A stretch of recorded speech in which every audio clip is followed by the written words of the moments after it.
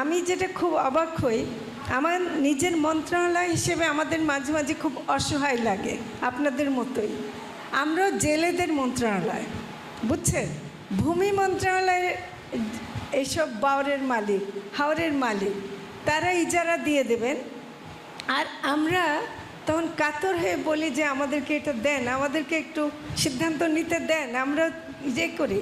তো কাজেই আমার মনে হয় যে এখানে আমরা জেলেদের মন্ত্রণালয়, আপনাদের সাথে আমি আছি, আর কেউ না থাকুক। আমি কিছু করতে না পারি, আমাদের এটা একটা অন্তর্বর্তীকালীন সরকার, এটা আপনাদের মাথায় রাখতে হবে।